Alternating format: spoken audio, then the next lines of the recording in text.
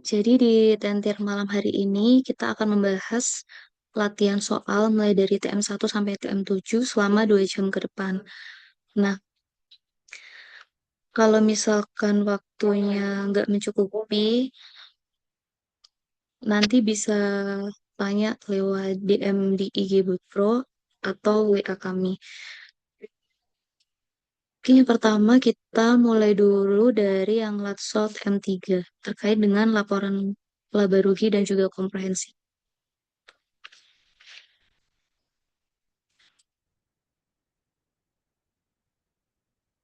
Untuk yang soal pertama, ini tuh soalnya diambil dari UTS 2 tahun yang lalu, atau UTS Angkatan 2022.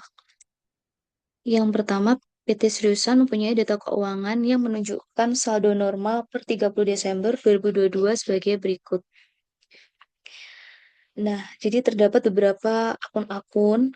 Kemudian kita diminta untuk menyusun Statement of Comprehensive Income, Statement of Retained Earning, dan juga Statement of Financial Position per 31 Desember 2022. Bisa digeser ke bawah. Nah, yang pertama ini adalah format untuk menyusun Statement of Comprehensive Income, Ini lebih di mana apa? ada sales, biasanya kan sales langsung minus COGS sama dengan gross profit. Nah, tapi kita lihat dulu juga di keterangan akun-akunnya, itu ternyata ada sales return and allowance sama sales discount, di mana kedua akun ini dia itu mengurangi sales sales kotornya. Jadi sales dikurangi sales return and allowance dan sales discount nanti akan menghasilkan net sales.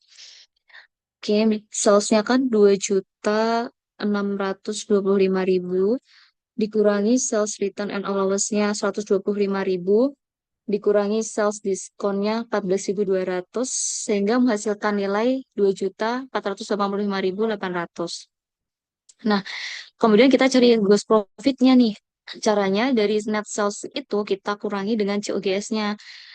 Di tabel COGS-nya diketahui 1.627.500 sehingga diperoleh gross profit-nya adalah 858.300. Nah, dari gross profit tersebut kita kurangi dengan operating expense lalu ditambah dengan other income atau expense nanti diperoleh income from operations. Nah, kita breakdown di operating expense-nya ini terdiri dari yang pertama ada selling expense dan juga general and administrative expense, di mana selling expense-nya ini adalah 320.000 dan general administrative expense-nya 375.000. Nah, kemudian juga ada post other income or expense, di mana ada gain on sales of non-trading investment. Itu kan jadi keuntungan dari investasi non-trading ya. Masuknya dia di other income sebesar 141.000. Kemudian juga ada dividen revenue sebesar 20.000. Nah, dari 858.300 gross profit tadi dikurangi total operating expense-nya 163.300 dikurangi total operating expense-nya 695.000. Kemudian ditambah other income and expense-nya 161.000, diperoleh income from operation 324.300. Nah, setelah itu kita mencari income before tax-nya dari income from operation itu tadi dikurangi dengan interest expense. Nah, interest expense ini nama lainnya adalah financing cost. Kalau misal di cost tabel itu nggak disebutkan interest expense, tapi disebutkan financing cost itu tuh sama aja. Jadi dari 324.300 tadi dikurangi dengan 42.500 sehingga menghasilkan income before tax-nya 281.800. Nah, setelah itu dari income before tax-nya tadi kita kurangi dengan income tax 84.000 sehingga diperoleh net income-nya 197.800. Setelah itu, ini kan cuma dapat net income. Nah, kita cari total comprehensive income itu adalah net income ditambah OCI. Nah, kita breakdown lagi pos-pos apa aja sih yang termasuk OCI. Yang pertama ada unrealized gain of or loss of non-trading itu sebesar 26.000. Terus juga ada surplus revaluation of PPE itu ada 60.200. Nah, jadi dari net income 197.800 tadi ditambah dengan OCI 86.200 sehingga menghasilkan total comprehensive income-nya 284.000. Kemudian yang soal kedua, kita mencari statement of return earning. Nah, kita mencari return earning akhir. Nah, rumusnya return earning akhir itu adalah return earning awal ditambah dengan net income tahun berjalan dikurangi dengan dividen tahun berjalan. Nah, di tabel sudah diketahui bahwa return earning 1 Januari itu sebesar 655.000 ditambah net income-nya 197.800 dikurangi dividennya 102.500 sehingga diperoleh return earning akhir 750.300.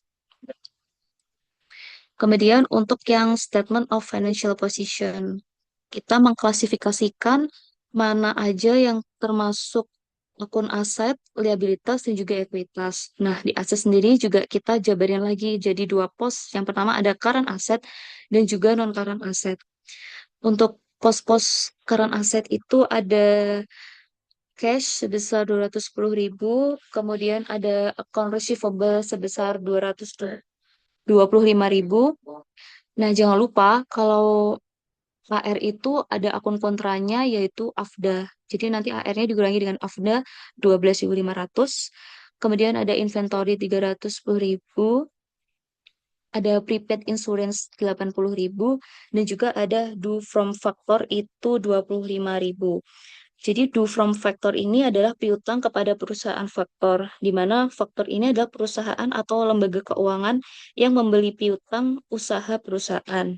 Bisa berupa bank atau perusahaan pembiayaan khusus factoring. Karena dia piutang, maka masuk di current asset. Kemudian kita jumlahin total current asetnya sebesar 837.500. Nah, kemudian di pos non-current asset itu ada notes receivable sebesar 65.000, share investment non-trading sebesar 100.000, land 925.000, machinery and equipment 1.125.000. Dan jangan lupa dari machinery and equipment ini kita kurangi dengan accumulated depreciation of machinery and equipment itu sebesar 450.000. Jadi total non-current asetnya ada 1.765.000. Nah, akun share investment ini dia itu masuk di aset, bukan masuk di ekuitas karena share investment ini maksudnya perusahaan ini tuh membeli atau menginvestasikan ke perusahaan, membeli saham ke perusahaan lain. Jadi kayak dia itu berinvestasi. Nah, karena dia non-trading kan termasuk investasi jangka panjang. Makanya dia masuknya di non-current asset. Kemudian di pos liabilitas ada current liability dan juga non-current liability. Di bagian pos current liability ini ada account payable sebesar 150.000, kemudian ada accrued interest payable sebesar 2.500 dan juga unearned service revenue sebesar 11.000. Nah, total current liabilities-nya ada 163.500. Sedangkan untuk pos-pos non-current liabilities itu hanya ada notes payable sebesar 300.000. Jadi total seluruh liabilitasnya ada 513.500. Kemudian next di pos equity. Ada share capital ordinary sebesar 530.000. Kemudian ada share premium ordinary sebesar 700.000. Share dividend distributable ada 72.500. Lalu ada treasury shares, dia itu mengurangi akun ekuitas sebesar 50.000, return earning 750.300 dan juga accumulated OCI sebesar 86.200. Nah, jangan lupa accumulated OCI ini kita ambilnya dari statement of comprehensive income tadi. yang terdiri dari unrealized gain or loss of non-trading dan juga surplus. Itu kan di total sehingga diperoleh 86.200.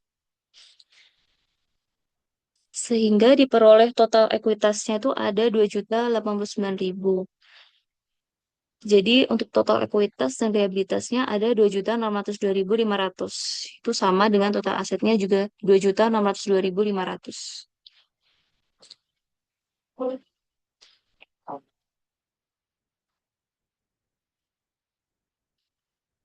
Mungkin kalau misal ada yang ditanyakan, eh, disimpan di akhir dulu ya. Kita next ke soal selanjutnya.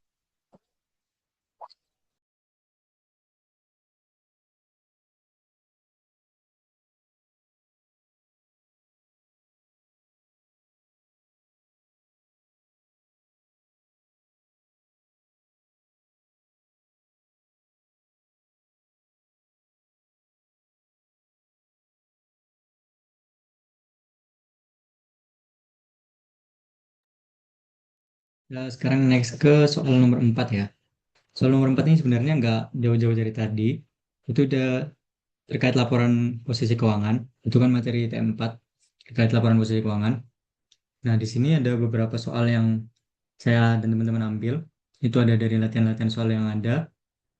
Seperti kemungkinan ini keluarnya di ini ya, soal isian singkat. Kalau di tahun kami sebelumnya itu ada di soal isian singkat. Jadi ini contohnya. Yang nomor pertama, pada laporan posisi keuangan, perusahaan akan menyajikan pensiun fund aset pada bagian. Kalau masalah pensiun fund aset ini, sebenarnya kan kita jarang kan mendengarkan pensiun fund aset ini. Jadi ya mau nggak mau harus perbanyak latihan. Jadi tahu letaknya itu di mana. Jadi kalau jawabannya itu ada di investment. Investment itu ada di aset. Ini juga ada kata-kata aset juga sih. Jadi ya itulah masuknya di pensiun fund aset. Maksudnya di investment. Terus nomor dua, tujuan laporan keuangan adalah menyediakan informasi keuangan entitas pelapor yang berguna bagi pengguna laporan keuangan. Dua kelompok pengguna utama laporan keuangan tersebut antara lain adalah seperti yang kita tahu, yang utamanya dari laporan keuangan itu ada pada investor dan kreditor. Oke, kalau ini mungkin eh, teman-teman bisa paham ya, bisa dibaca-baca juga. Pokoknya tujuan utama dari laporan keuangan itu ya untuk investor, terus juga investor ini untuk membuat keputusan apakah mereka itu mau invest di perusahaan yang menyajikan laporan keuangan tersebut atau enggak. Dan juga dan juga untuk bank itu sebagai kreditur, bank itu mau ngasih kredit apa enggak ke perusahaan tersebut, yaitu dengan cara melihat laporan keuangan. Terus nomor tiga, yaitu dalam laporan posisi keuangan, cash in sinking fund diakui atau diklasifikasikan sebagai, nah kalau di sini cash in sinking fund itu seperti eh, ini dia itu dijarangkan gitu ya, jadi nggak bisa dipakai. Jadi makanya dia masuknya di non current asset, dia itu yang bukan yang cair gitu, bukan yang liquid. Jadi dia masuknya investment di posnya di non current asset. Terus yang nomor 4, postage on hand, stamps or in postage meter dapat diklasifikasikan sebagai prepaid expense atau office supplies inventory. Ya ini tergantung metode mana yang dipakai. Ada yang bisa menggunakan metode expense dan juga bisa menggunakan metode inventory. Terus nomor 5, dalam laporan posisi keuangan, cek kosong atau not sufficient fund, NSF diakui atau diklasifikasikan sebagai receivables. Itu jawabannya. Eh, ya mungkin ya perlu perbanyak latihan sebenarnya untuk terkait materi laporan posisi keuangan ini. Karena perlu ketahui juga nanti akun-akunnya itu terletak di mana gitu. Oke, lanjut ke soal. Untuk soalnya ini saya ambil dari UTS 2 tahun yang lalu, yaitu sebagai berikut. Ini laporan posisi keuangan, ada laporan posisi keuangan tahun 2021. Itu bisa kita lihat ada investment 76.300 sampai cash 80.000, terus ada equity 215.500 sampai account payable 78.800. Oke, totalnya 393.500 balance. Terus ada beberapa tambahan informasi. Eh, yang pertama itu Akun kas termasuk di dalamnya nilai penyerahan uang tunai dari polis asuransi Jawa sebesar 12.400 dan bank overdraft sebesar 2.500 juga telah dikurangkan dari nilai kas. Terus saldo akun piutang, akun receivable termasuk di dalamnya akun receivable dengan saldo debit sebesar 60.000, akun receivable dengan saldo kredit sebesar 4.000, AFDA sebesar 3.800. Terus nomor 3, akun inventoris dalamnya tidak termasuk nilai barang yang dikirimkan sebagai barang konsinyasi sebesar 5.000. Piutang sebesar 5.000 telah dicatat atas barang tersebut. Terus nomor 4, akun investment termasuk di dalamnya investment in ordinary shares dengan rincian trading 19.000, non-trading 48.300, dan franchise 9.000. Terus keterangan nomor 5, equipment dengan biaya perolehan sebesar 5.000 dan nilai accumulated depreciation sebesar 4.000 itu tidak lagi digunakan dan akan segera dijual. Nilai accumulated depreciation peralatan lain sebesar 40.000. Nah, untuk soalnya diminta susunlah laporan posisi keuangan dalam format yang sesuai. Untuk rincian dari shareholders equity-nya dapat diabaikan. Nah, jadi jawabannya gimana dari yang soal tadi? Eh, Pertama kita bentuk lagi laporan posisi keuangan yang lebih lengkap. Karena tadi itu kan kurang diklasifikasikan. Jadi kita susun lagi yang lebih lengkap, yang urut gitu. Jadi kalau bisa laporan keuangan itu urut eh, dari yang paling liquid, dari yang paling kecil juga ke menuju yang paling besar. Makanya dari current asset yang paling liquid yang berupa cash itu nanti turun ke non current asset yang kurang liquid dan lebih besar nilainya. Oke, yang pertama cash sebesar 80.000 sesuai dengan awal. Terus ada short term investment sebesar 76.300 masih sama. Itu lalu lanjut dengan akun receivable sebesar 56.000. Nah, akun receivable ini didapatkan dari keterangan tambahan ini. Jadi ada saldo akun piutang yang termasuk di dalamnya itu akun receivable dengan saldo debit 60.000, terus akun receivable dengan saldo kredit sebesar 4.000. Jadi kan kalau di totalin kan jadi 56.000. Karena di debitnya yang saldo normalnya itu ada sebesar 60.000 dan di kreditnya itu saldo yang di kredit yang bukan saldo normalnya itu ada 4.000. Jadi kalau di total jadi 56.000 karena 60.000 kurangi 4.000. Terus disertai dengan AFDA sebesar 3.800. Nah, jadi kalau mau mencari netnya dari akun receivable ini dikurangi dengan AFDA yaitu sebesar 52.200. Ini merupakan yang bisa direalisasikan NRV-nya. Karena akun receivable itu harus disajikan sesuai NRV-nya. Terus ada inventory sebesar 62.000. Inventory ini didapatkan dari, ini ada keterangannya, 57.000 tambah 5.000. Yang awalnya itu 57.000 inventory, terus ditambah dengan 5.000. Tambah dengan 5.000 itu ada di nomor 3 ini, keterangan nomor 3. Akun inventory dalamnya itu tidak termasuk nilai barang yang dikirimkan sebagai barang konsinyasi sebesar 5.000. Jadi harus ditambahkan 5.000 karena itu merupakan milik dari perusahaan ini.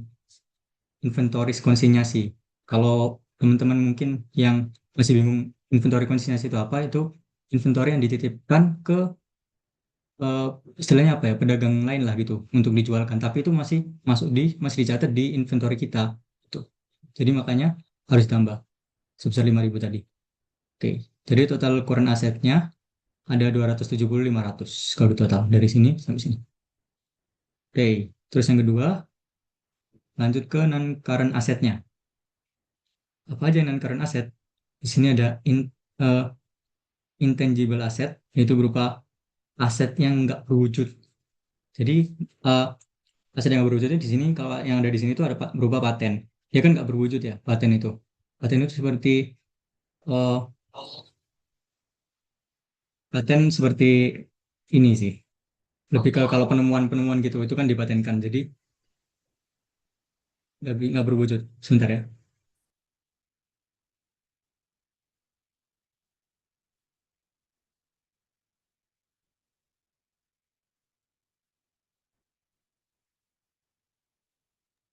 Oke, mohon maaf. Barusan ada azan bentar tadi. Terus lanjut ke PPE. itu masuk non current asset juga. Apa aja yang masuk PPE? Itu berupa equipment dengan depresiasinya, dengan akumulasi depresiasinya. Sebenarnya nanti kalau di ujian itu tergantung dosen ya. Mungkin intangible asset dan PPE ini nggak ditulis nggak apa-apa. Cuma kalau lebih baiknya ditulis. Jadi langsung paten, langsung equipment sama langsung less accumulated depreciation. Yang penting masuk di non current asset itu sebenarnya nggak apa-apa. Kalau tergantung dosen ya. Oke, terus tadi accumulated depreciation-nya itu 40.000. Itu ada di sini di keterangan ini. 40.000. Equipment-nya itu di sini kan 96.000. Dan di sini ada keterangan juga. Biaya perolehan itu 5.000. Eh, karena tidak lagi digunakan dan akan segera dijual, maka harus dikeluarin dari equipment. Itu. Jadi 57.000 itu nanti, oh salah, 96.000 itu nanti eh, dikurangkan 5.000-nya ini, dan juga akumulatif depresinya juga dikurangkan 4.000-nya ini, karena itu nggak digunakan dan akan segera dijual. Kan syarat dari eh, aset tetap, yaitu equipment itu harus digunakan di masa operasionalnya gitu. Jadi harus dikeluarkan dari equipment. Totalnya jadi 90.000, terus jadi di total non current asetnya sebesar 127.000. Total lagi, total asetnya 397.500. Oke, terus lanjut ke liabilities. Liabilities. Pertama, klasifikasinya yaitu di current liabilities. Ini cuma dua ya, jadi jelas banget kalau liabilitiesnya itu yang pertama ya akun payable nih. Akun payable kan jelas banget dia itu Sisi mana nih? akan dibayar dalam Itu kan? 12 bulan. Itu tambah how itu lama kan bukan. Sekarang nih loh ya, foto dia, foto dia.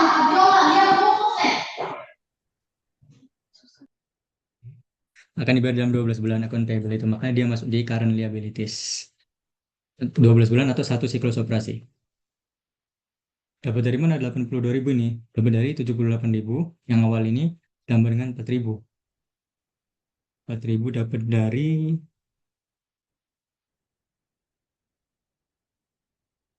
hmm,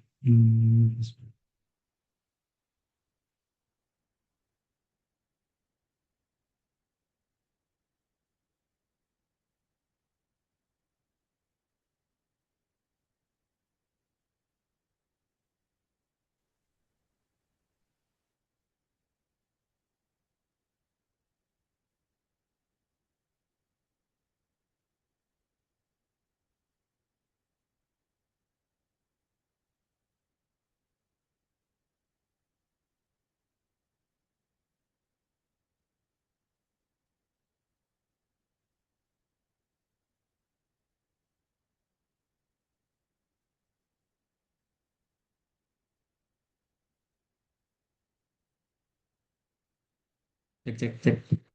Oh, 4.000 itu dapat dari ini mungkin ya, kan receivable dengan saldo kredit sebesar 4.000. Bentar. Dari mana ya 4.000?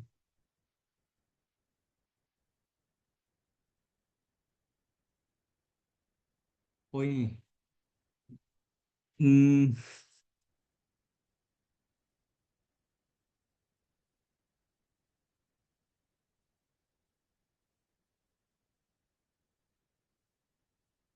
nah ini di akun receivable dengan saldo kredit ini maksudnya akun payable ya. Jadi dia itu 82.000 maksudnya.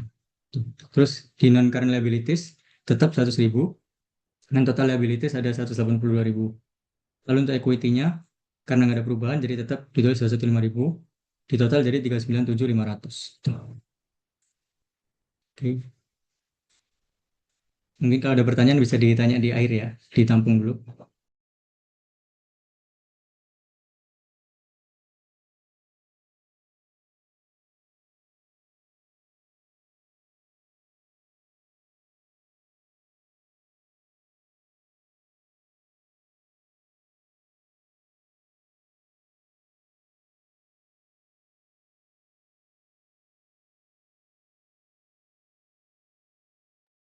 Oke, mungkin selanjutnya dilanjutkan ke soal 5.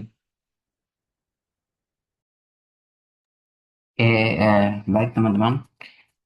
Mungkin kita sudah tidak asing lagi terkait apa itu bank rekonsiliasi. Eh, Kalau buat semester 3 pasti sudah kita pelajari di semester lalu, tapi tidak apa-apa, kita review lagi agar bisa diingatkan lagi aja. Mungkin langsung aja kita bahas soalnya. Jadi di sini ini soalnya.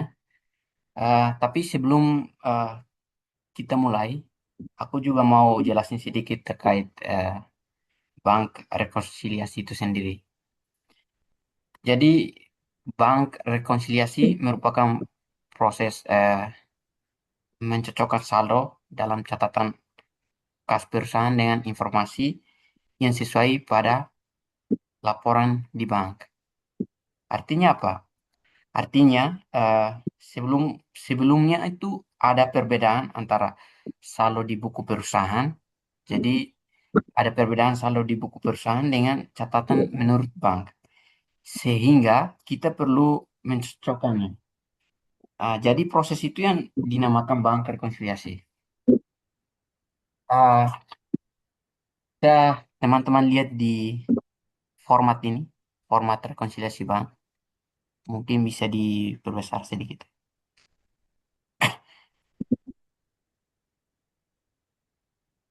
Ya, jadi di sebelah kiri yang ini, ya ini adalah format rekonsiliasi bank.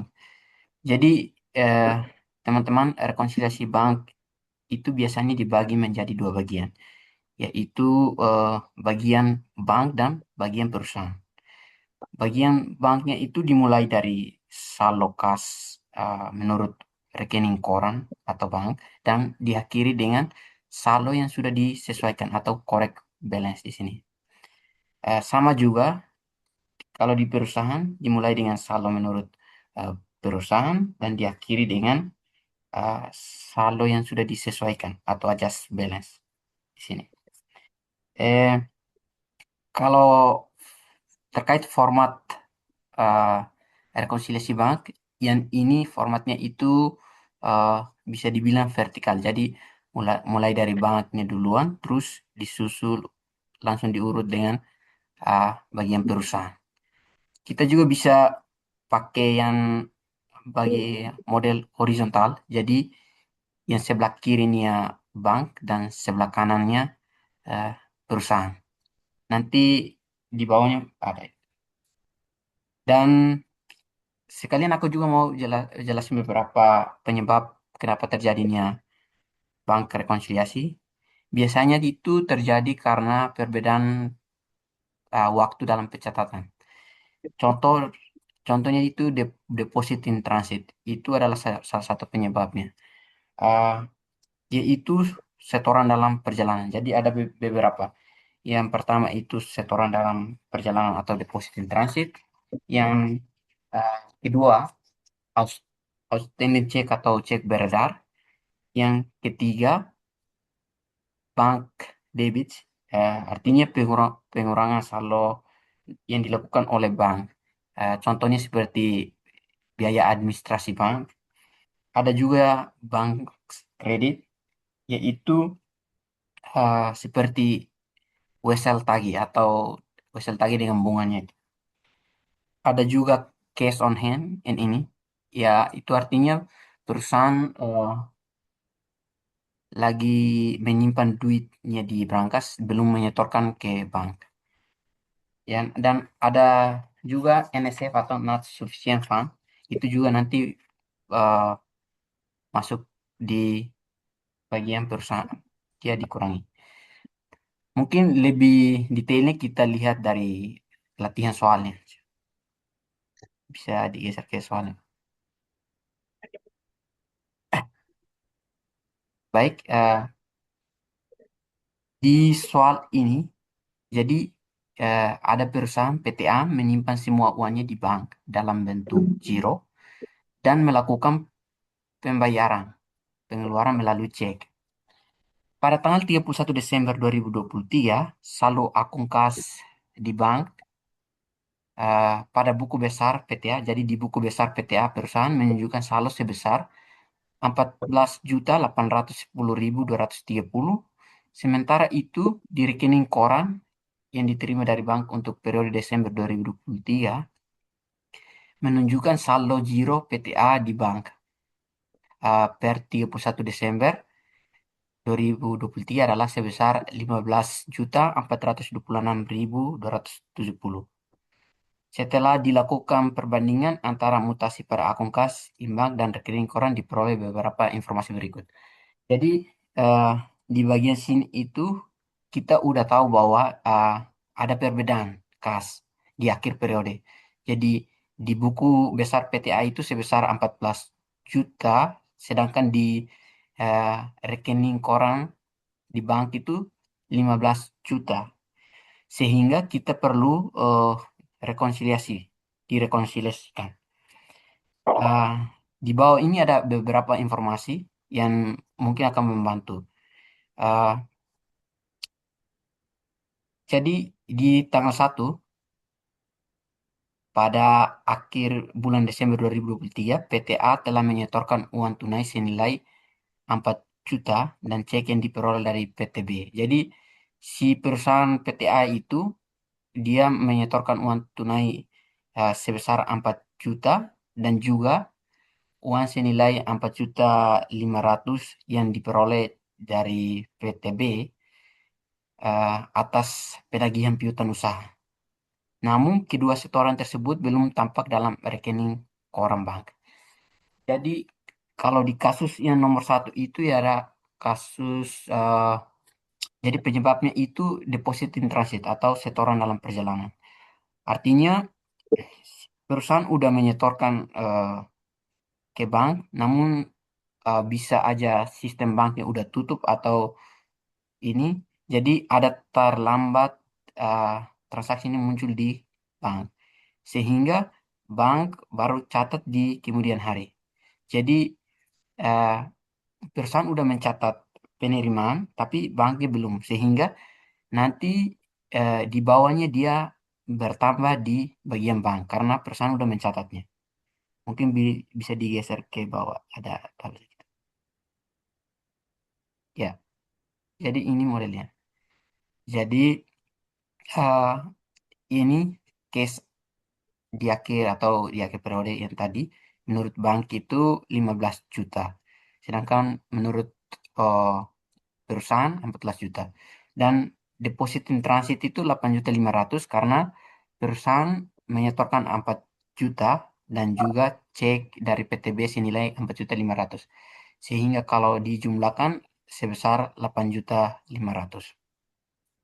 Jadi dia bertambah di bagian bank. Ah, langsung nomor 2, pada akhir bulan Desember, perusahaan telah menerbitkan beberapa cek untuk pembayaran utang usaha, tetapi cek tersebut belum dicairkan oleh pemegang sehingga belum tampak dalam rekening koran bank. Jadi cek-cek di sini itu perusahaan udah mengeluarkan cek tersebut untuk membayar uh, utang usaha. Tetapi karena si penerima cek atau yang menerima ceknya itu belum dicairkan, jadi pada saat perusahaan mengeluarkan cek itu, dia udah catat pengeluaran di buku perusahaan. Tetapi karena penerima belum mencairkan, jadi bank belum mengurangi. Sehingga di sini bank perlu mengurangi di bagian bank sebesar totalnya yang di sini. Jadi yang nomor 2 itu outstanding check atau cek beredar. Jadi di sini bisa kita lihat nomor cek outstanding cek nomor 88, yaitu jumlahnya itu 1.161.000. Nomor outstanding cek nomor 889 ada 2.435.350. Sama juga outstanding cek untuk nomor 891 ada 1.248.650. Jadi jangan lupa untuk menggunakan simbol pengurangannya di sini. Ya.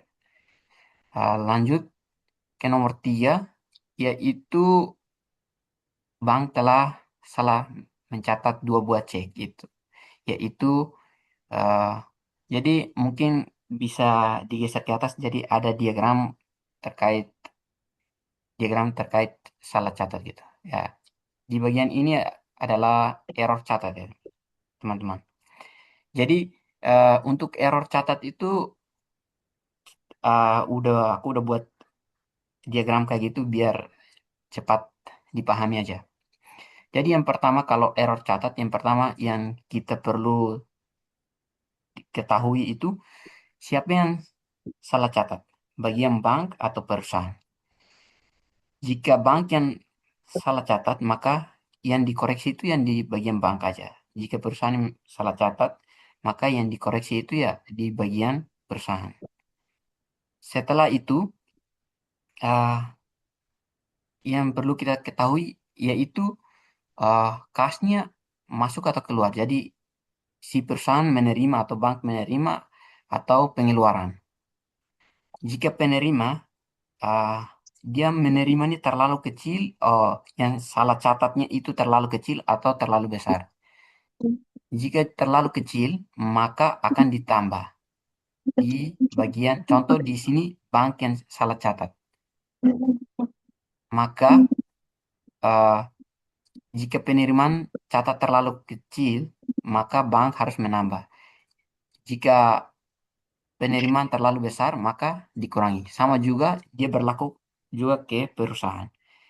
Ah, jika perusahaan di bagian pengeluaran, jika bank eh, contoh mengeluarkan cek terlalu kecil, yang dicatat itu terlalu kecil, maka kita perlu kurangi di bagian bank.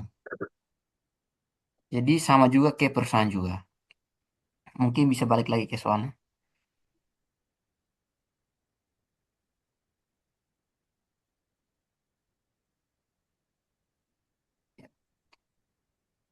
Jadi di nomor 3 itu adalah salah catat ya.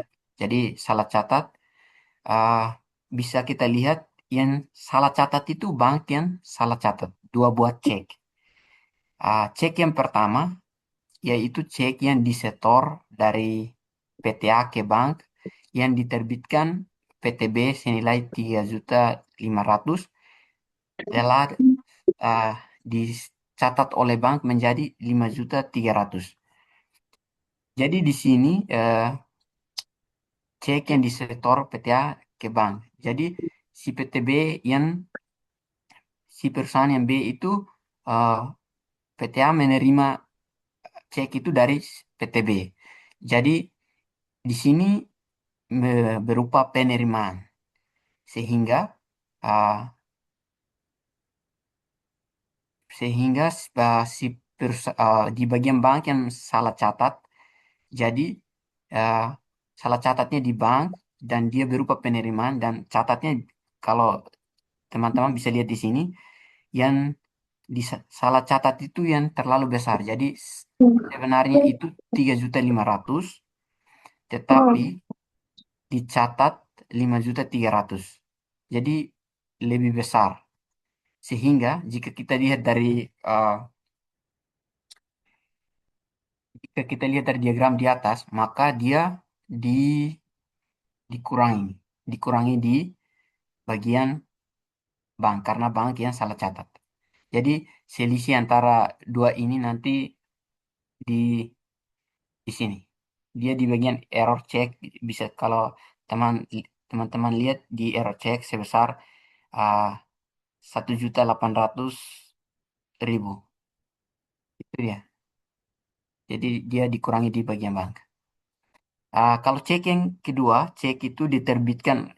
Jadi perusahaan yang menerbitkan cek untuk membayar kepada PTE senilai 3.420.000, tapi banknya udah catat 4.230. Jadi cekian ini tuh cek dari perusahaan A, dia mengeluarkan cek untuk membayar kepada PT Y. Jadi ini berupa pengeluaran. Jadi pengeluaran terus dia salah catatnya itu terlalu besar. Jadi jika perusahaan eh, jika yang pengeluaran terus dicatatnya terlalu besar, maka dia kalau diagram di atas itu dia di ditambah. Jadi karena dia catatnya terlalu besar, jadi ditambah di bagian bank. Makanya di sini error check 810.000. Jadi selisih antara 3.420 dengan 4.230.000 itu ya 810.000. Jadi dia bertambah di bagian bank. Mungkin sampai sini ada yang mau bertanya dulu?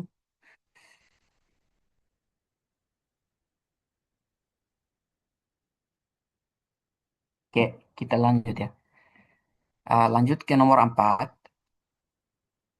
Bank telah menerima uang hasil penagihan wesel tagih PTA kepada PTB dengan nilai nominal 5.400.000 ditambah bunga sebesar uh, 180.000. Transaksi ini belum dicatat oleh PTA. Jadi yang nomor 4 itu merupakan uh, penyebabnya itu karena bank kredit. Jadi eh, penerimaan kas atau wesel tagih yang ditagih oleh bank atas nama perusahaan. Jadi bank sudah catat, namun perusahaan belum mencatat. Sehingga kita perlu menambah di eh, bagian perusahaan. Jadi bisa dilihat di bagian perusahaan, KS per book, ada notes collected by bank sebesar 5.400.000 beserta bunganya sebesar 180.000. Jadi di nomor 4 itu bertambah di bagian bank. Lanjut ke nomor 5, PTA telah menerima cek dari PTC senilai 3.300.000 untuk penerimaan piutang usaha. Cek tersebut telah disetorkan ke bank, namun kemudian bank mengembalikan cek yang disetorkan tersebut karena saldo giro PTC tidak cukup. Jadi kalau nomor 5 penyebabnya itu NSF atau Not Sufficient Fund. Jadi eh, PTA itu perusahaan A dia menerima pembayaran dari PTC atas pelunasan piutang eh, berupa cek. Tapi pada saat ceknya itu perusahaan A mau mencairkan di bank, ceknya itu tidak cukup sehingga bank ya mengembalikan ceknya. Eh, tapi sebelum perusahaan A uh, bawa ceknya ke bank, dia sudah mencatat penerimaan di bukunya. Sehingga kita perlu mengurangi kembali di bagian perusahaan itu ya kalau bisa dilihat di tabelnya NSF sebesar 3.300.000 itu jadi dikurangi lagi. Eh, yang nomor 6 pada rekening koran terlihat bahwa bank telah membebankan biaya administrasi sebesar 58.200 dan memberikan jasa zero bunga untuk bulan Desember yang langsung dikreditkan ke rekening perusahaan sebesar 150. Jadi biasanya itu biaya biaya administrasi bank itu biasanya setiap setiap bulan itu bank sering memotong. Namun bank tidak memberitahu perusahaan bahwa dia sudah memotong biaya administrasi banknya sehingga si perusahaan baru mengetahuinya di akhir periode. Jadi dia mengurangi di bagian eh, perusahaan. Jadi akunnya itu yang bank service charge sebesar 58.200. Di transaksi itu jadi bank itu juga memberikan bunga untuk bulan Desember yang langsung dikreditkan ke rekening perusahaan. Jadi eh, bank memberikan jasa giro berupa bunga, jadi dia menambah di eh, 150.240 di bagian eh, perusahaannya. Jadi bank memberikan bunga kepada perusahaan sebesar 150.240. Lanjut ke PT eh, nomor 7. PTA telah salah catat mencatat dua buah cek, yaitu cek yang pertama, cek yang disetorkan PTA ke bank yang merupakan pelunasan piutang dari PTD senilai 5.340.000 rupiah dicatat menjadi 3.450.000 rupiah. Jadi yang ini kasus yang ini itu juga salah catat, cuman yang nomor 3 itu bank yang salah catat. Tapi di nomor 7 itu perusahaan yang salah catat. Ah, jadi cek perusahaan menyetorkan cek ke bank. Jadi ceknya itu dia terima dari PTD atas pelunasan piutang senilai 5.340. Jadi dicatatnya terlalu kecil. Jadi dia merupakan penerimaan yang melakukan kesalahan salah catat itu perusahaan sehingga kita perlu koreksinya di bagian perusahaan. Ah, karena salah catatnya terlalu kecil, jadi kita perlu menambah di bagian perusahaan. Di sini error check sebesar 1.890.000. Jadi 1.890.000 itu dapatnya dari selisih antara uh, 5.340.000 dikurangi dengan 3.450.000. Itu yang dapat 1.890.000. Kalau yang B, cek yang diterima PTA untuk pembayaran utang kepada PTY senilai 6.745.000, namun dicatat sebesar 5.764. Jadi perusahaan A itu dia PT menerbitkan cek untuk membayar hutang kepada PTY sebesar 6.745.000, tetapi dicatat oleh perusahaan itu terlalu kecil, yaitu 5.764.000. Jadi ini berupa pengeluaran dari perusahaan A dan dia salah catatnya terlalu kecil sehingga kita perlu eh, kita perlu mengurangi. Jadi selisih antara eh, 5.764.000 dengan 6.784.000 itu ya ini error check bisa dilihat uh, 981.000 di sini. Jadi setelah ini yang bagian dari banknya itu yang ditambah itu kita jumlahkan. Jadi deposit in transit ditambah dengan error checknya itu sebesar 9.310.000 dan yang bagian pengurangnya itu dijumlahkan outstanding check. Jadi outstanding check sama error check yang tadi. Jadi ada kurang di sini min 6.645.000. Setelah itu ditambah dengan case di akhir periode yang tadi, yaitu case saldo menurut bank, itu sebesar 15.426.270 dijumlahkan dengan 9.310 dan juga di bagian pengurangnya dapat di adjust balance-nya dapat 18.091.270. Sama juga di bagian perusahaan juga jumlahnya sama juga. Jadi dijumlahkan dulu di bagian yang ditambah, terus nanti dikurangi dengan bagian yang di sini. Ja- eh, Dan hasilnya sama. Jadi tujuan dari bank rekonsiliasinya akhirnya itu harus sama. Jadi adjust balance antara saldo antara bank dan perusahaan sudah sama sebesar 18.091.270.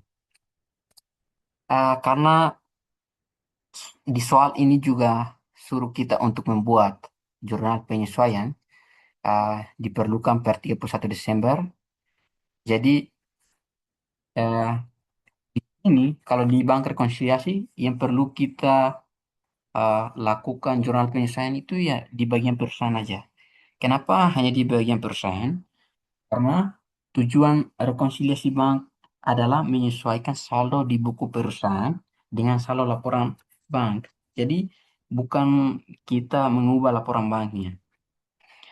Oleh karena itu, ya jurnal penyelesaian hanya dilakukan di bagian perusahaan. Jadi bisa kita lihat di jurnal penyelesaian per 31 Desember 2023 di yang pertama mencatat penambahan di wesel bunga dan koreksi piutang. Jadi tadi menerima kita ada menerima wesel tagih sama bunga juga sehingga kalau bunga yang account receive dari perusahaan D yaitu yang ini sebesar 1.890.000 ini itu error check. Jadi error checknya itu karena perusahaan menerima piutang. Jadi case-nya menambah 7.470.000 dan dari not receivable interest revenue itu ini dijumlahkan jadi dijumlahkan yang 150 200 tambah 180. Jadi di sini ada kesalahan sedikit. Mungkin bisa ke bawah lagi. Ya, di bagian nomor 2-nya itu mencatat pengurangan kas karena cek kosong, biaya administrasi dan koreksi utang. Jadi kalau kita membayar bank ke biaya administrasi bank, maka kas kita juga akan berkurang. Jadi di sini ada bank service charges yang not sufficient sebesar 3.300.000 itu berupa account receivable dari PTC. Dan error check yang di sini itu error check karena uh, yang tadi transaksi paling terakhir itu uh, bisa dilihat di sini cek yang diterbitkan PTA untuk membayar hutang. Jadi kita menggunakan account payable. Jadi hutangnya perusahaan itu berkurang, dia di debit dan cash perusahaan berkurang sebesar 4.339.200. Jadi mungkin uh, ini saja yang aku jelasin terkait bank rekonsiliasi. Jadi jika teman-teman mau bertanya dari soal yang laporan laba rugi sama laporan perubahan bahwa neraca sama bank rekonsiliasi, jika teman-teman ada yang mau bertanya silakan.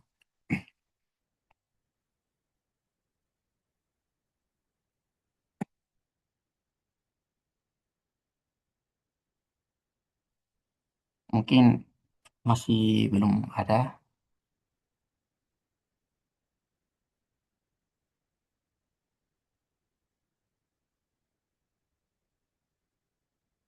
Ya, mungkin di pun di akhir aja. Jadi kita next ke soal berikutnya mungkin.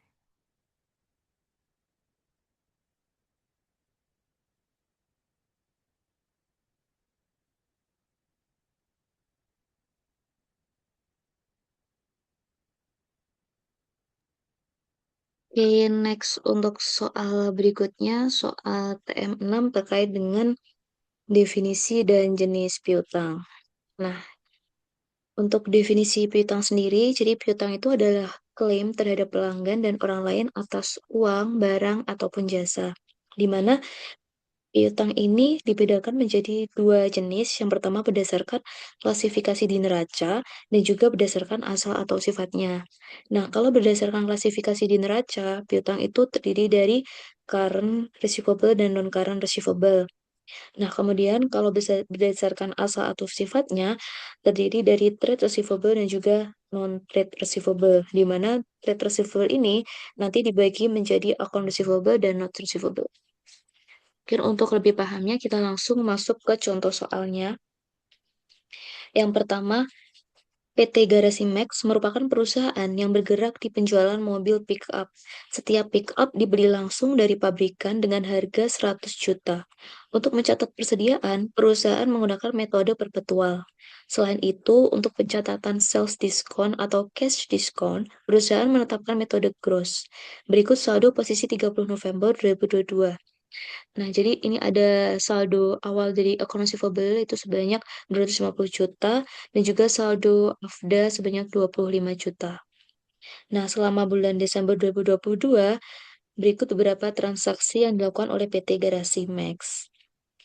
Yang pertama di tanggal 3 Desember, perusahaan menjual 10 unit pick up kepada PT Pasar Cisade dengan harga 150 juta per unit. Perusahaan memberikan trade discount sebesar 5% dengan termin pembayaran yang ditetapkan adalah 2 per 10 EOM. Nah, jadi EOM ini adalah end of month. Maksud dari 2 per 10 ini, jadi setiap penjualan pick up nanti PT Pasar Cisade ini mendapatkan diskon sebesar 2% apabila PT Pasar Cisade ini membayar dalam jangka waktu 10 hari. Nah, misal dia kan belinya di tanggal 3. Berarti 10 hari setelah tanggal 3, kita hitung mulai tanggal 4, 5, 6, 7, 8, 9, 10, 11, 12, 13. Nah, jadi nanti jatuh tempo pembayaran piutangnya, jatuh tempo buat tetap bisa dapat diskon 2% itu di tanggal 13. Nah, tapi untuk jatuh tempo keseluruhan piutang itu ada di akhir bulan Desember. Kalau misal dia bayarnya di tanggal 14 Desember, maka dia udah nggak dapat diskon 2%, tetapi dia tetap bayar piutang full dengan jatuh temponya sampai akhir Desember. Tuh. Nah, untuk mencatatnya, dari POV PT Garasi Max, karena dia menjual secara kredit, berarti jurnalnya account receivable terhadap sales, di mana dari 150 juta ini harga per unit dikali dengan 10 unit pick up dikali dengan 0,95 dia karena dia dapat diskon sebesar 5%. Makanya kita langsung mengalihkan dengan 5%-nya. Atau kalau misal kita catat harga setelah diskonnya langsung dikali dengan 0,95. Kemudian kita catat juga COGS terhadap inventory dari 100 juta diketahui di awal harga beli dari pabriknya 1 juta dikali dengan 10 unit sehingga diperoleh 1 miliar. Kemudian untuk tanggal 10 Desember, perusahaan mendapatkan informasi bahwa piutang PT Upakarti sebesar 22 juta tidak dapat ditagih karena PT Upakarti sudah menutup usaha dan keberadaan pemilik sampai saat ini tidak dapat diketahui. Perusahaan memutuskan menghapus piutang PT Upakarti tersebut. Nah, kalau jurnal penyisihan piutang kan itu bad debt expense terhadap AFDA.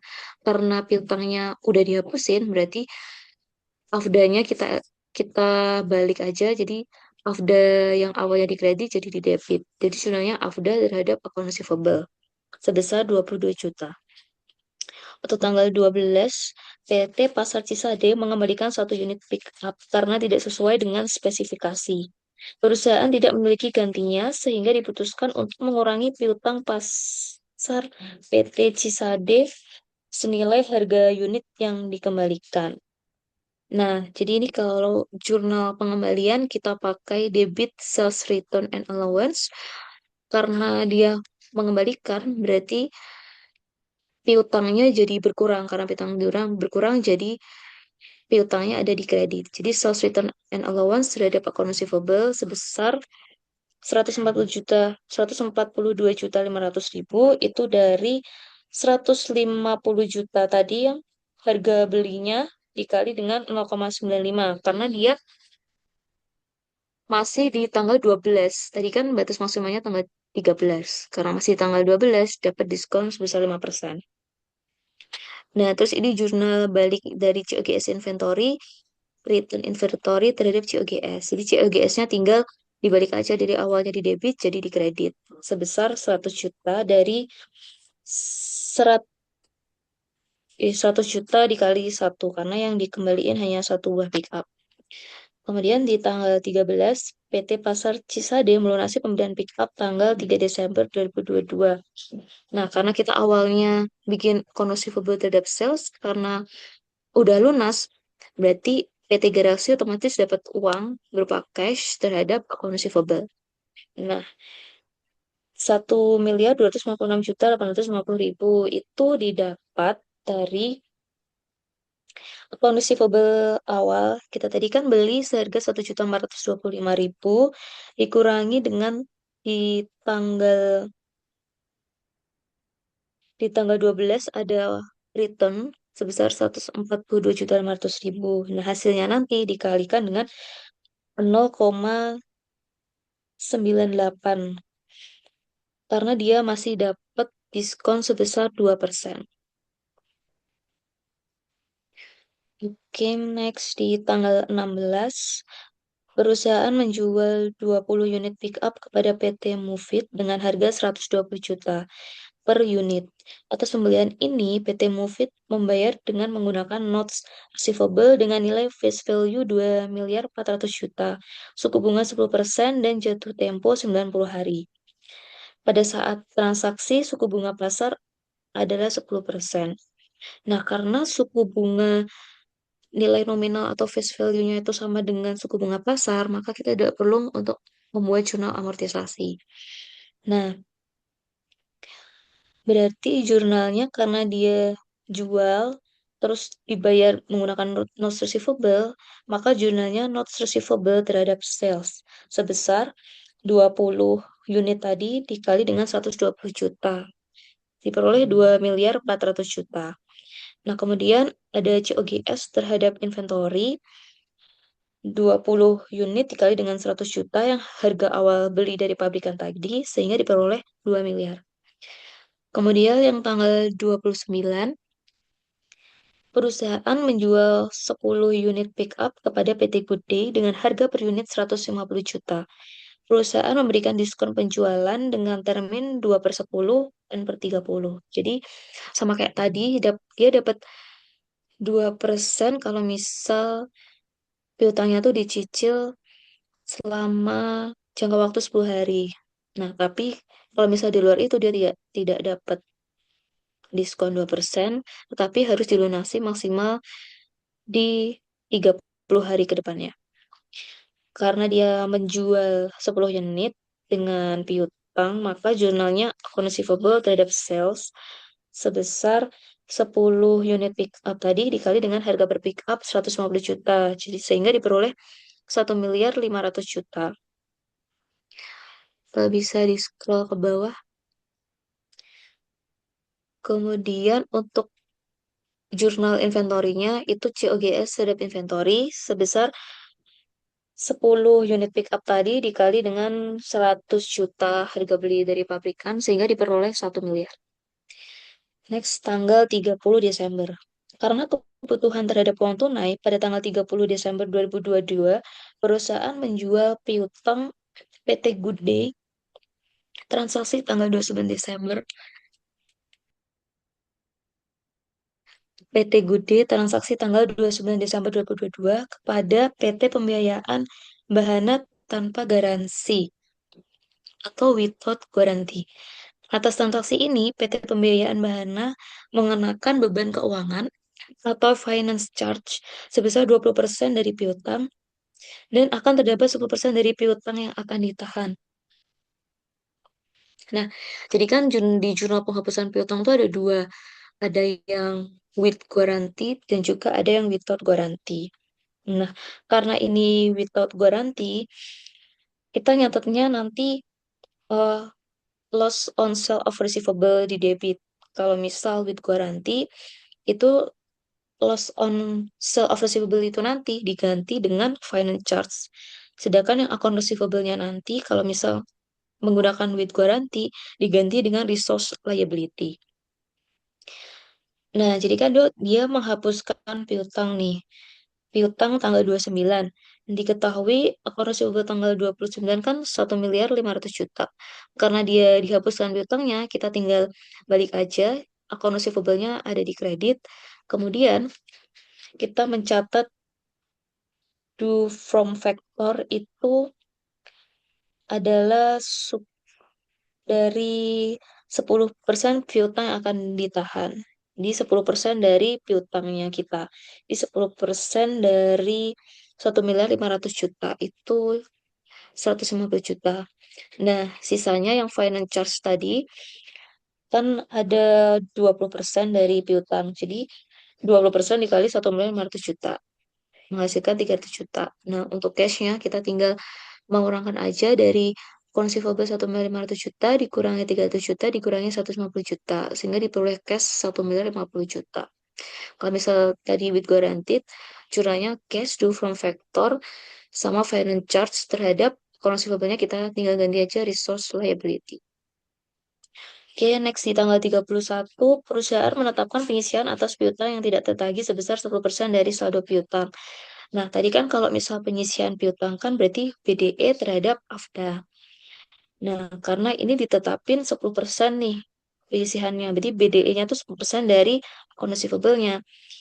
Nah, pertama kita mencari dulu masing-masing berapa sih saldo dari account receivable dan juga saldo dari AFDA. Nah, tadi kan selama transaksi kita kan ada sales return and allowance ya.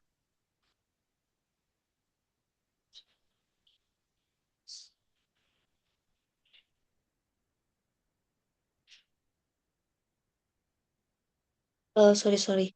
Tadi di tanggal 10 itu kan ada dia menghapuskan piutang sebesar 22 juta. Nah, untuk menghitung berapa saldo AR yang sekarang, itu kita bisa lihat di saldo AR awal, yang di account awal itu sebanyak 250 juta. Nah, kemudian itu nanti kita kurangkan dari piutang yang udah dihapus. Jadi piutang yang udah dihapus kan 22 juta di tanggal 10 tadi. Sehingga diperoleh saldo AR-nya tuh 228 juta. Nah, di saldo AFDA juga nanti diperlakukan demikian. Jadi saldo AFDA awal itu kan 25 juta, kemudian kita nanti dikurangi dengan penghapusan piutangnya 22 juta, sehingga diperoleh saldo AFDA-nya sisa 3 juta. Nah, karena di soal diketahui pengisian atas piutang tidak tertagih atau AFDA-nya nanti kan 10% dari piutang. Nah, jadi AFDA-nya ini 10% dari saldo piutang. Saldo piutangnya itu 228 juta yang udah dikurangi dengan penghapusan tadi. Sehingga diperoleh 10% dari 228 juta itu adalah 22.800.000. Nah, karena saldo AFDA sebelum penyesuaian itu 3 juta, yang tadi di atasnya dari 25 dikurangi 22 3 juta, maka kita yang di jurnal itu bukan yang 22.800, tapi kita jurnal penyesuaiannya. Kan saldo AFDA normalnya tuh di kredit. Nah, misal di kredit awal kan ada 22.800. Sorry. Yang di kredit awal sebelum menyesuaikan kan ada 3 juta. Nah, saldo AFDA akhir kita pengen ada 22.800. Berarti kurang 19.800. Ya, selisihnya ini yang kita catat. Jadi, dari 22.800 dikurangi 3 juta, sehingga diperoleh 19.800.000. Kemudian yang tanggal 31 menghitung pendapatan bunga dari notes receivable yang diterima tanggal 16 Desember 2022.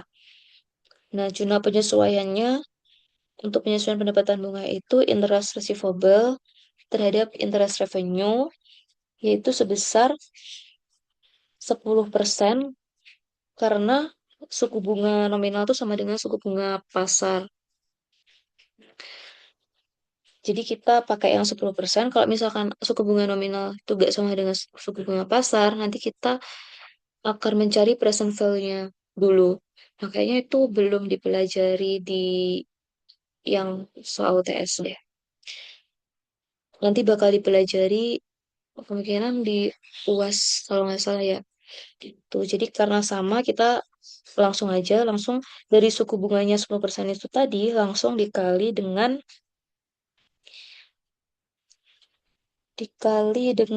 notes receivable-nya, yaitu 2.400.000.000,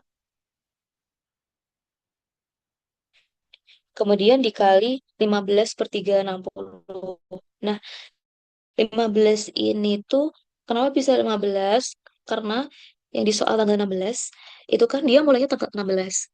Nah, sedangkan selisih dari tanggal 16 ke 31 kan ada 15 hari dia udah membayar atau udah mengakui pendapatan bunganya. Jadi makanya dari 10% tadi dikali 2.400.000.000, kemudian dikali dengan 15 per jumlah hari dalam setahun, itu 360. Sehingga diperoleh 10 juta. Seperti itu. Apa ada yang ditanyakan?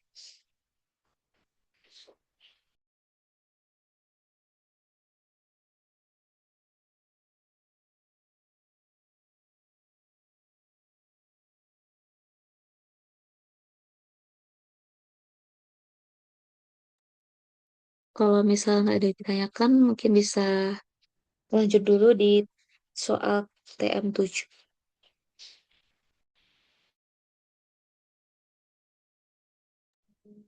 Oke, sekarang kita ke TM7 terkait notes receivable. Nah, di sini ada soal. Mungkin sebelum masuk ke notes receivable-nya dulu, karena mungkin dari teman-teman semua belum dapat materinya ya terkait note receivable ini. Jadi mungkin aku ini dulu eh, bahas materinya terkait terkait note receivable ini dulu. Jadi di note receivable ini kurang lebih mirip-mirip sama akun receivable, tapi nanti bedanya itu ada eh, ininya ada bunganya, ada bunga mungkin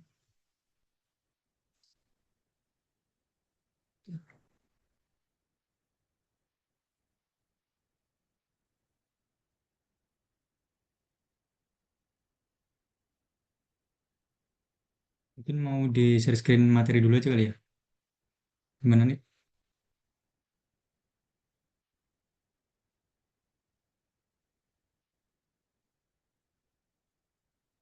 Kita sama Sam gimana? Mau materi dulu? Boleh, boleh.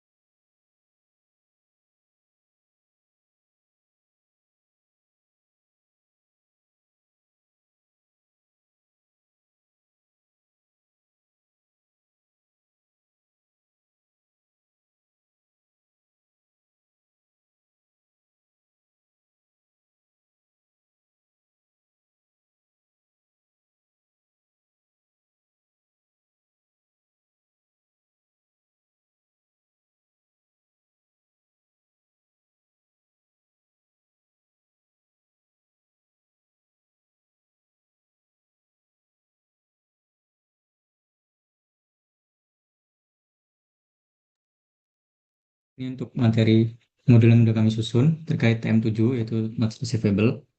Nah, untuk definisi dari note receivable itu merupakan janji tertulis untuk membayar jumlah uang pada tanggal tertentu di masa depan. Ini nanti itu didukung dengan surat resmi, jadi dia itu ditulis di surat resmi, berbeda dengan akun receivable yang kadang bisa jadi nggak ada surat resminya untuk akun receivable.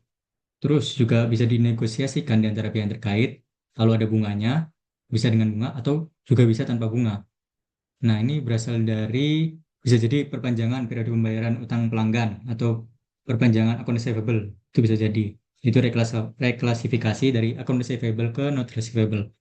Jadi umumnya not receivable ini bisa lebih lama, lebih dari 1 tahun, tapi juga ada yang setahun gitu. Terus untuk pelanggan baru atau pelanggan berisiko tinggi, terus dari pinjaman untuk karyawan dan anak perusahaan, dari penjualan aset tetap, untuk properti, gedung, dan peralatan, dan transaksi peminjaman uang. Nah, untuk pengakuan dan pengukuran not receivable, ini kan tadi ada yang short term sama ada yang long term.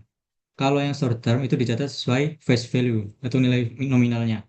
Nanti dikurangi dengan allowance. Jadi mirip dengan account receivable kalau untuk yang short term. Terus kalau yang long term itu dicatat sesuai dengan present value atau cash yang dapat ditagih. Jadi mungkin teman-teman masih bingung terkait face value dan present value gitu. Kalau face value itu yang ada di suratnya, itu sesuai nilai yang ada di suratnya. Kalau present value, jadi misalnya di suratnya itu sebesar 400.000, tapi present value itu bisa jadi beda. Jadi yang 400.000 itu face value-nya, tapi kalau present value itu bisa jadi biasanya lebih rendah gitu.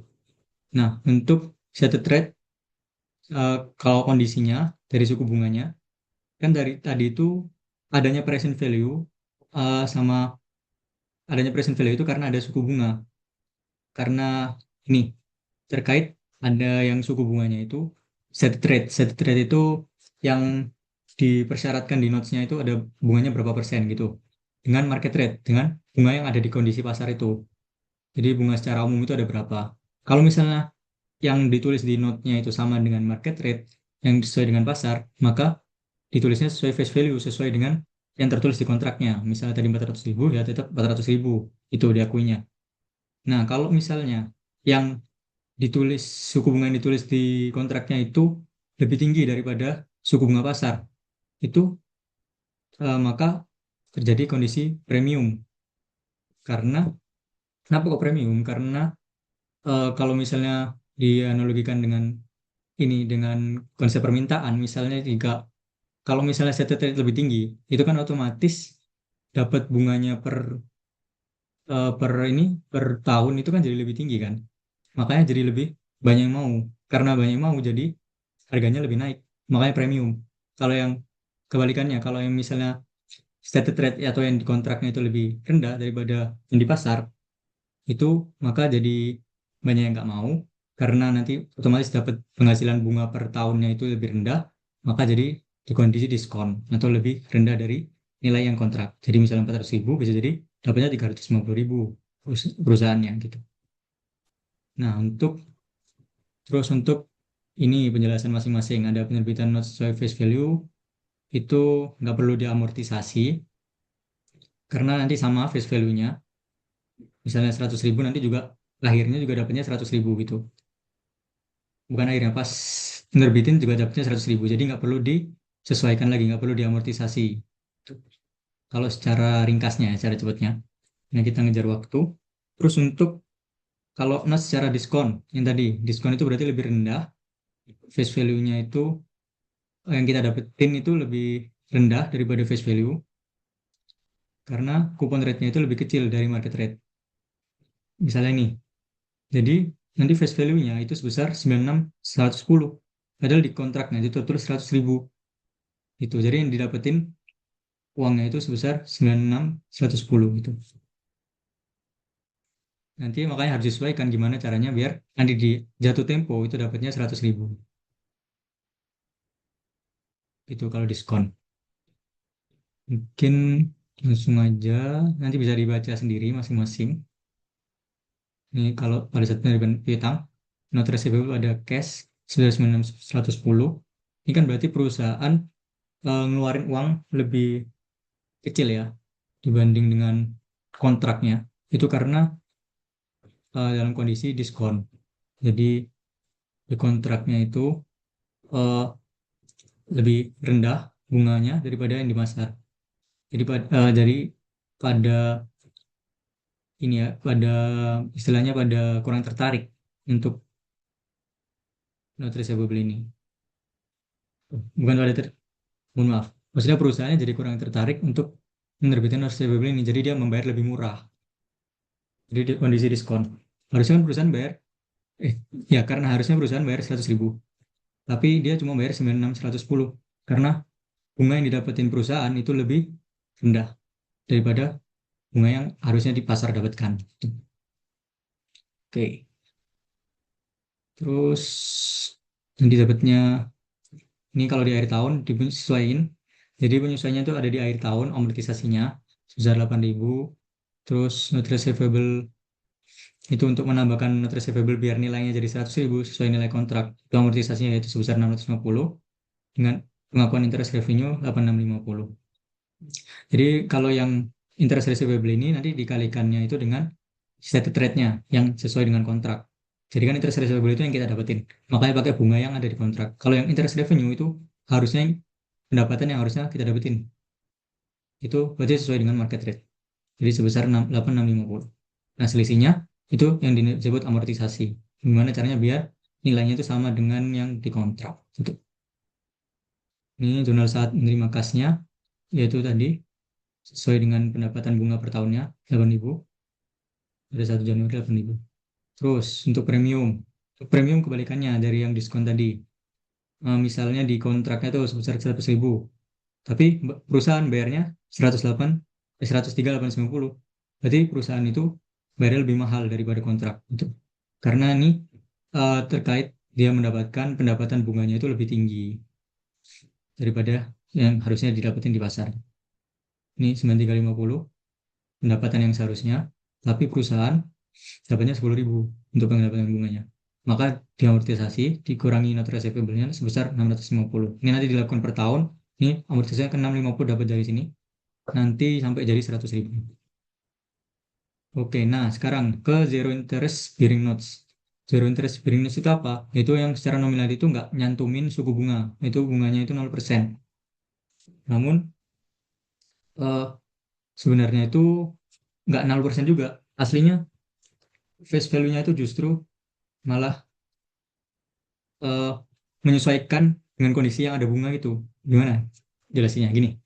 Uh, jadi kalau zero bearing notes itu dia itu nggak nyantumin bunga, jadi nggak dapat bunga apa-apa per tahunnya. Cuma nanti nilainya itu udah sesuai dengan yang ini, sesuai dengan penyesuaian dari bunga-bunga yang ada gitu. Jadi disebutnya implicit rate. Oke, langsung aja ke contohnya. Pada tahun 2 Januari 2017, PT Sportivitas memberikan pinjaman dengan menerima notes yang mempunyai par value 10.000. Jadi nilai par itu nilai aslinya itu sebesar 10.000. Nah, jangka waktunya 3 tahun, bunganya 0%, suku bunga yang digunakan yaitu implicit rate-nya, bunga yang secara nggak langsung yang berdampak pada dia itu sebesar 9% atau biasanya bunga pasar sih.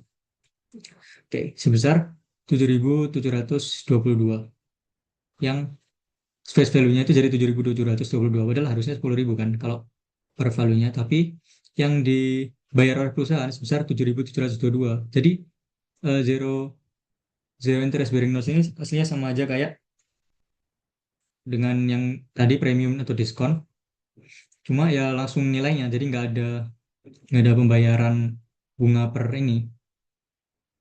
Kalau dilihat-lihat ini ada penerimaan ketika penerbitan piutangnya dia bayarnya 7.722 padahal di kontraknya 10.000. Terus penyesuaiannya nanti ditambah-tambah sampai 10.000 setiap tahun, tapi nggak nerima uang apa-apa itu. Terus yang terakhir terkait note sebagai imbalan atas penjualan barang atau jasa. Nah, kalau perusahaan itu mencatat note receivable itu jadi mereka nyatatannya ketika menjual barang atau jasa. Ini dalam kondisi barang jasanya itu dibayar dengan note receivable gitu. Nah, kalau dalam kondisi normal, itu nilai note receivable itu harusnya sama dengan harga barang yang dijual. Itu present value. Jadi note receivable itu sama dengan nilai wajar barang atau jasanya. Ini disebut transaksi wajar atau arm's length. Nah, tapi si note receivable itu kadang nggak normal. Ada 3 kondisi yang membuat kita itu harus ngitung ulang nilainya. Yang tadi, yaitu tanpa bunga atau zero interest bearing. Itu nggak ada bunganya. Terus kondisi yang kedua, ketika bunga itu nggak masuk akal. Misalnya bunga pasar 10%, tapi di surat hanya tertulis 1%. Terus juga yang ketiga, ada nilai tidak cocok. Nilai nominal di surat itu jauh berbeda dengan harga tunai barang saat ini.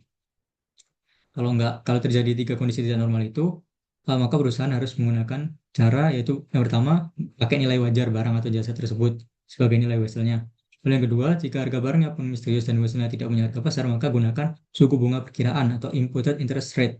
Perlu diperkirakan bunga yang pantas untuk pembelian barang tersebut berdasarkan risiko kreditnya atau untuk menghitung nilai wajar sekarang. Untuk contohnya, itu pada 2 Januari 2020, PT Star Estate menjual tanah ke CV Kuliner untuk dibangun restoran.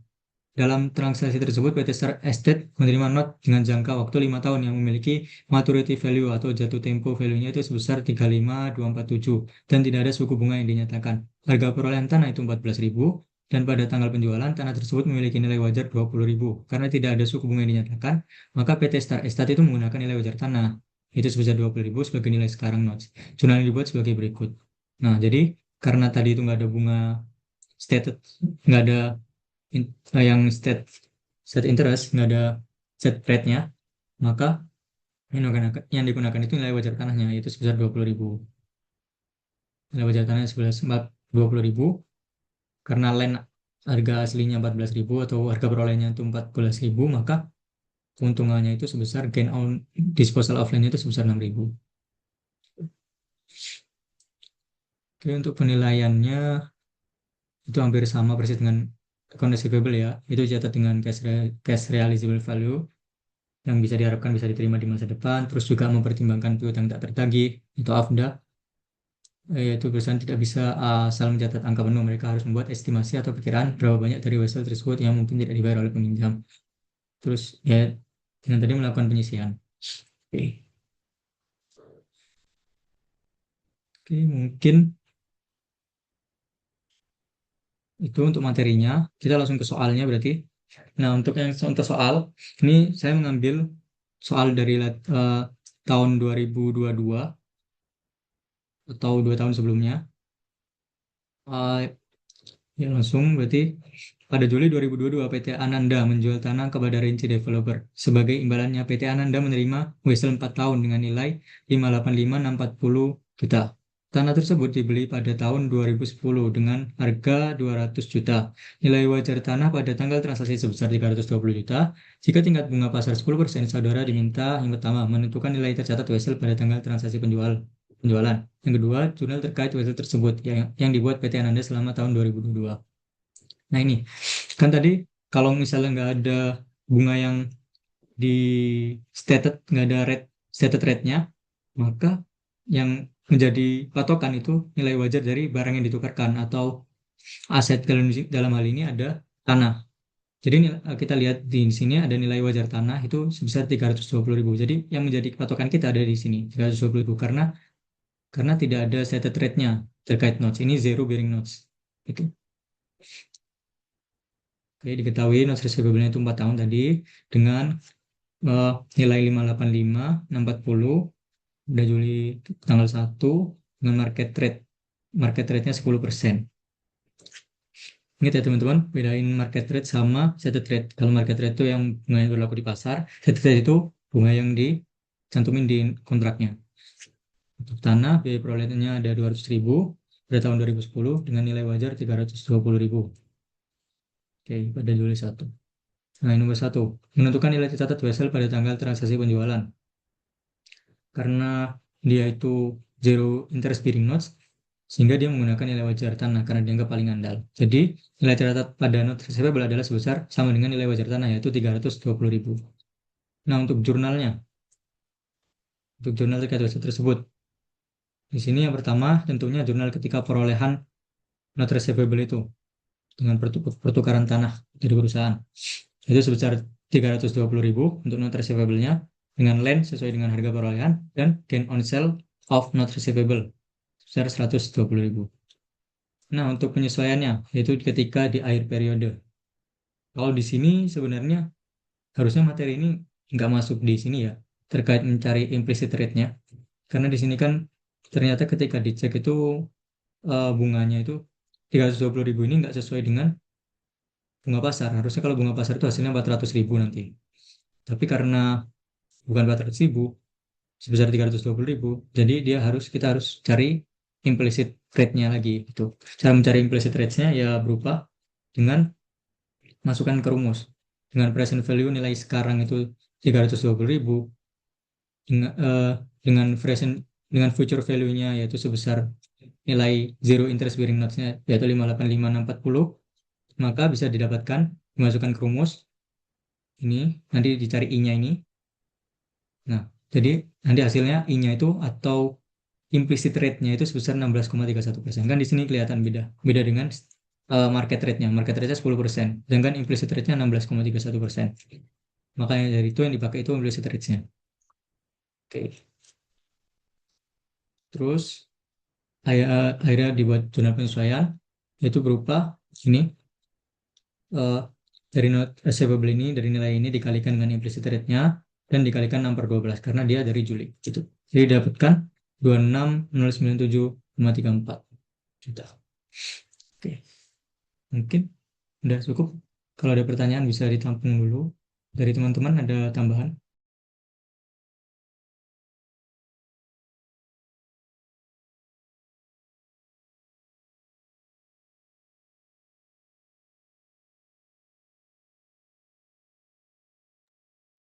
Gimana Andika?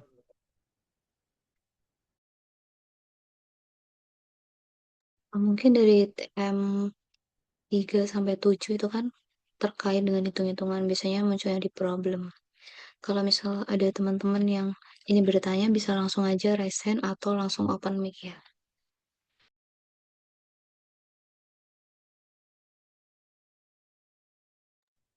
Ini Andika Izin angkat mau tangan nih. nanya. Yuk, Benedict.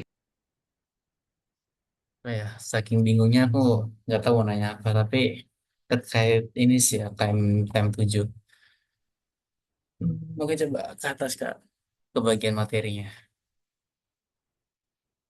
Itu yang zero. Apa tadi istilahnya? Zero interest bearing notes. Nah, itu kan katanya notes-nya nggak mencantumkan suku bunganya. Terus kita cari tahu implicit rate-nya dari mana ya? Apakah dari bunga pasar atau bagaimana? Itu pertanyaan pertama. Pertanyaan kedua, nggak ke atas lagi, Kak.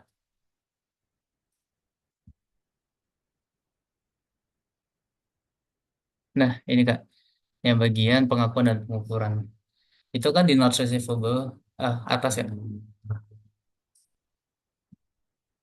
Itu pengakuan dan pengukuran notes receivable. Nah, itu di notes receivable kalau misalkan dia long term, dia akan dicatat sesuai dengan present value. Nah, tapi itu kan kadang si notes receivable-nya juga dijual secara premium dan juga diskon. Nah, itu pencatatannya gimana sih Kak? Apakah saling tumpang tindih atau gimana tuh? Terima kasih. Terima kasih atas pertanyaannya. Untuk Samuel sama Nita, mungkin ada yang menjawab? Mau ditampung dulu?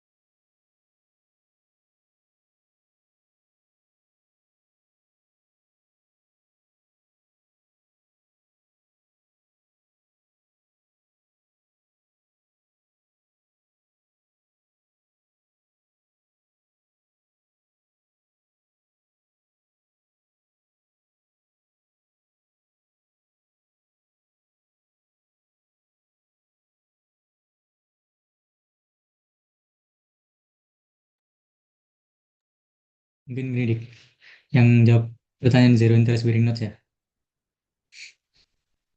Terkait gimana caranya nyari implicit rate-nya gitu. Ya kan?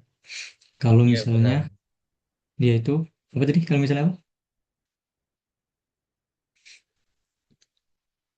Ya, kalau cara nyari implicit rate-nya itu ya, bisa tadi.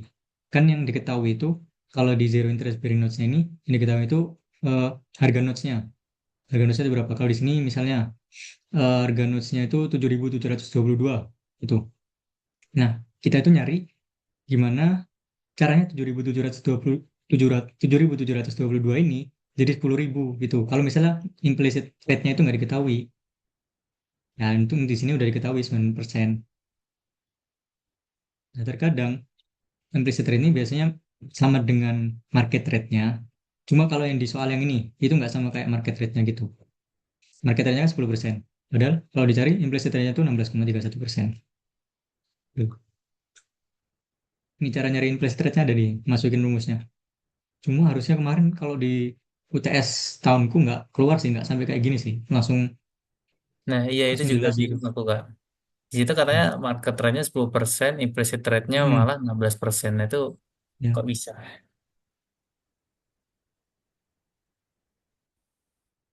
ya, kok bisa ya karena ya zero interest bring note ini yang tadi yang ada di kondisi tidak normal ini. Eh, Misalnya jika harga bukan ini.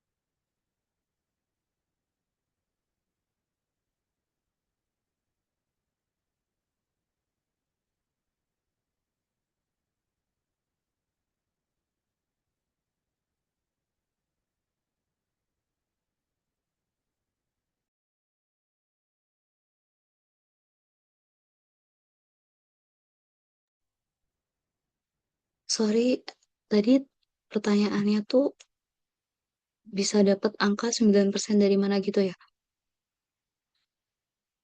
Enggak Yang sih, ini 16%. pertanyaannya di luar Kalau konteks dari soal. Lebih ke gimana cara kita nyari implicit rate-nya. Oh, kalau cara nyari implicit rate-nya ya, itu kan kita bisa cari implicit rate kan itu R-nya. Kalau misal di rumus matematikanya atau suku bunganya. Nah, kalau misal kita cari nilai present value kan itu sama dengan face value dibagi 1 plus R pangkat N. Nah, nanti kita cari R-nya itu sama dengan face value dibagi present value pangkat 1 per N minus 1. Jadi face value-nya ini nilai notes-nya 10.000 dibagi dengan present value notes-nya itu 7.722 nanti dipangkatkan 1 dibagi N. N-nya tuh 3 tahun. Dikurangi 1. Gitu sih.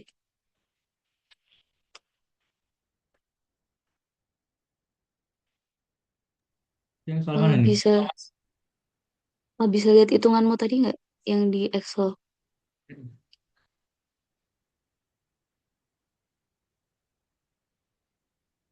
Oh, sorry, di brief yang TM7. Yang 7. Mm-mm. Oh ini. Nih. Yang tadi ditanyain. Zero interest bearing notes. Oh ini. Iya.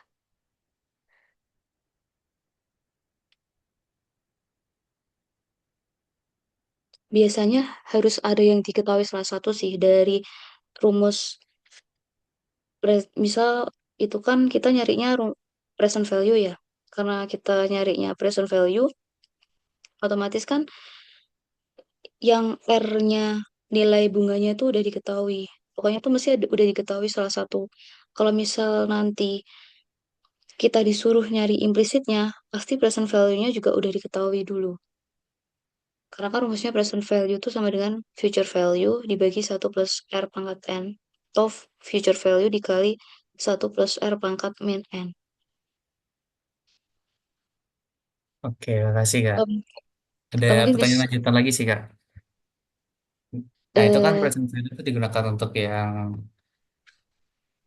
notes receivable yang versi long term. Berarti kalau misalkan dia short term nggak usah kan, nggak usah ngitung kayak gitu ya. Ya nggak usah. Karena udah kalau short term kan nggak pengaruh sama ini waktu. Sebenarnya present value ini karena waktunya itu kan nilai uang itu semakin turun. Jadi karena waktu itu. Berarti kita mengakui kemungkinan di masa depan, bukan kemungkinan yang ada sekarang. Betul Bang. Jadi ngitung nilai uang perkiraan kalau ya di masa depan itu berapa nilainya. Hmm. Oke, thank you Kak. Apa ada pertanyaan lagi? Jadi yang pertanyaan atas ini udah kejawab belum, Dik? Tadi apa ini pertanyaan ini? Iya belum juga. Iya, ya belum belum. Nah, Tadi yang apa itu ya pengakuan pertanyaan? dan pengukuran. Ketika dia notes receivable-nya long term, dia kan dicatat sesuai present value. Tapi terkadang juga kita menjualnya secara premium dan juga terkadang diskon. Nah, itu Oh, apakah ya, ya. perhitungannya tumpang tindih atau gimana?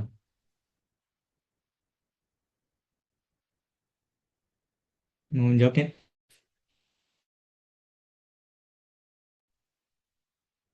kalau ini ya, kalau premium sama diskon gitu maksudnya tumpang tindih itu gimana maksudnya tumpang tindih? Hmm. Lebih ke aku nggak tahu aja sih itu tumpang tindih atau enggak. Jadi kalau Atau misalnya premium, gimana kalau yang premium sama menurut diskon itu kamu? nanti ini kayak gini dik. Misalnya kan sesuai face value berarti bukan premium atau diskon. Jadi eh, kalau dia nerbitinnya 100.000 tetap dapat 100.000 uangnya itu. Oh enggak, kalau ini kan not receivable. Berarti kalau yang perusahaan peminjam itu nerbitin pinjaman 100.000, terus kita nih sebagai orang yang mau minjemin, kita bayarnya tetap 100.000. Itu kalau face value.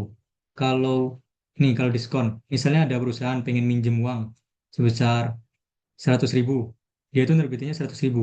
Tapi kita lihat itu di ininya, di mana di kupon rate-nya itu lebih rendah daripada pasar. Otomatis males kan kalau wah nanti aku eh, dapat bunganya itu lebih ini nih, lebih rendah nih daripada yang pasar, mending nyari yang lain lah. Jadi makanya nanti bayarnya lebih dikit, 96.110. Tapi sebenarnya itu karena ini sih, lebih karena ke konsep tadi waktu itu, karena waktu itu kan nilai uang nanti sama sekarang itu beda.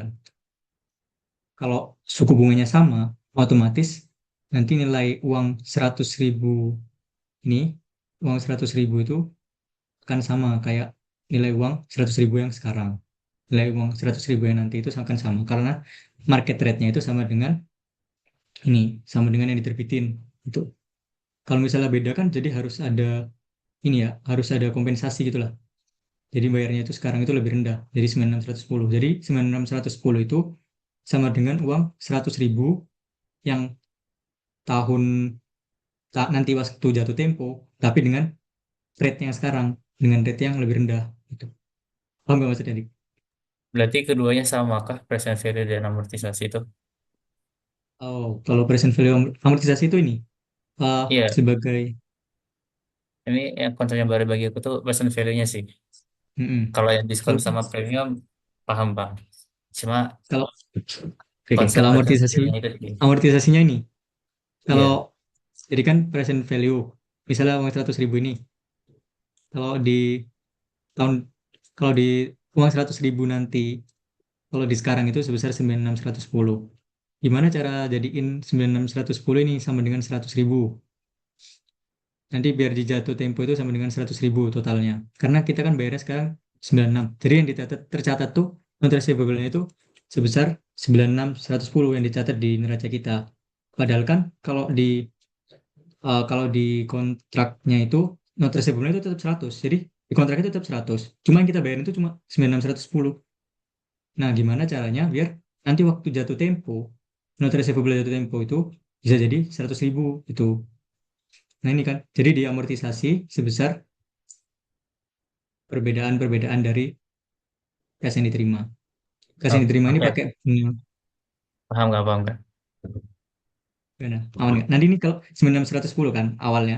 Ini Ah, nanti ditambah-tambah terus sesuai amortisasinya, tambah 650, tambah 708, tambah ini sampai totalnya tambah 3890. Jadi kalau ditambah 3890 sebesar 100.000. Nanti di akhir pas bayar, pas nerima uangnya, maaf, pas nerima uangnya kan jadinya cash pada not receivable kan sebesar 100.000 gitu. Jadi awalnya kita bayarnya cuma 96.110, nanti pas jatuh tempo nerimanya itu 100.000 karena di kontraknya kan 100.000 itu maksudnya. jadi present value-nya itu yang 100.000 itu. Present value Bukan itu yang kan sembilan puluh nilai enam ribu. sekarang. Ah, Oh iya, iya iya iya, benar-benar. Present value-nya 100. Bentar bentar. Oh enggak, iya. present value itu 9610 110. Jadi present value itu narik dari nilai nanti ke sekarang present value. Kalau future value-nya yang 100.000. Ah, I see. Iya kan? Iya kan, Ed? Bener kan? Iya, jadi face value itu adalah future value, Future bukan present value. value. Ya ini harus baca-baca lagi sih. Kalau langsung cuma cepet-cepetan gini sebenarnya agak bingungin juga. Kan kami kan emang ngejar tayang aja nih. Soalnya harus 2 kali tentir. Jadi harusnya teman-teman dapat pertemuan 7 dulu baru tentir. Cuma ya untuk nambahin inilah. Biar nanti ada pas kelas nanti ada pemahaman tambahan. Biar tambah mudeng. Gitu.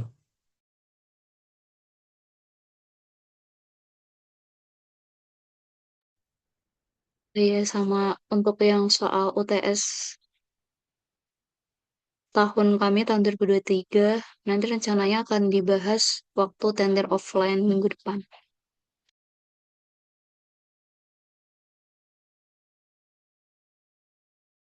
Mungkin ada pertanyaan lagi dari teman-teman yang lain.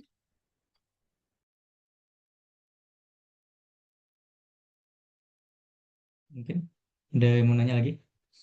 Oh iya tadi sebenarnya yang aku jelasin di TM4 itu banyak koreksi ternyata. Banyak aku yang kurang ini. Nanti bisa dicek lagi ya. Kalau kami udah share. Tadi banyak koreksinya. Kayak ini misalnya.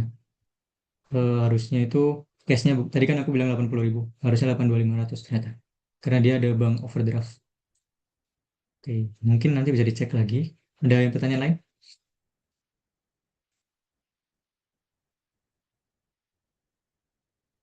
Atau mau bahas TM1, TM2, TM-TM yang belum dibahas?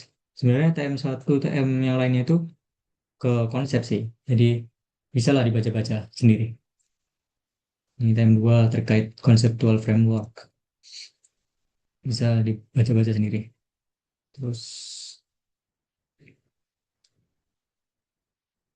TM3, tadi udah dijelasin TM3. TM4 yang terkait laporan keuangan. TM5, ini udah dijelasin juga. TM6 udah jelasin. TM7 juga udah jelasin. Yang kurang TM1, 2, sama 1, 2 aja ya. Kalau 1, 2 bisa dibaca-baca sendiri sih. Atau mungkin ada yang mau dijelasin TM2 gitu. Ini ada pertanyaan ini. Untuk soal T4, meski equipment belum dijual, tapi sudah diklasifikasi tidak digunakan lagi, berarti sudah harus dikeluarkan dari aset. Iya. Soalnya kalau eh, aset tetap itu, nanti nanti dipelajari masih ke depannya sih. Kalau aset tetap itu harus digunakan untuk harus digunakan aset tetap itu harus digunakan lebih dari 1 tahun. Kalau udah nggak diklasifikasikan tidak digunakan lagi, berarti harus dikeluarin dari aset tetap. Jadi masuknya ke aset lancar karena dia mau dijual. Nih, jadi diklasifikasikan di aset held for sale. Jadi dikeluarin 1.000. Dia ada di current asset. Awalnya kan di non current asset. Dia masuk di PPE. Cuma karena dia mau dijual, karena dia udah nggak digunakan lagi, nggak digunakan lebih dari setahun, nanti dia dikeluarin, jadi masuk ke current asset. Jadi nunggu dijual. Atau bisa masukin ke inventory juga sih.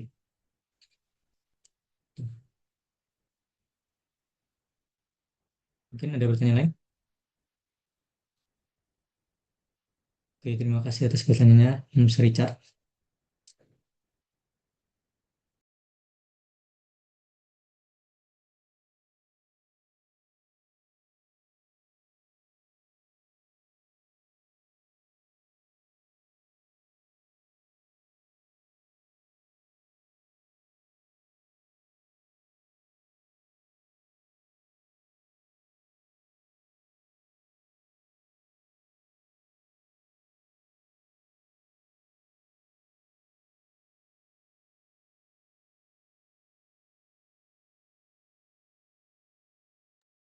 Kalau nggak ada pertanyaan bisa kita tutup kali ya, karena udah jam 9, udah 2 jam.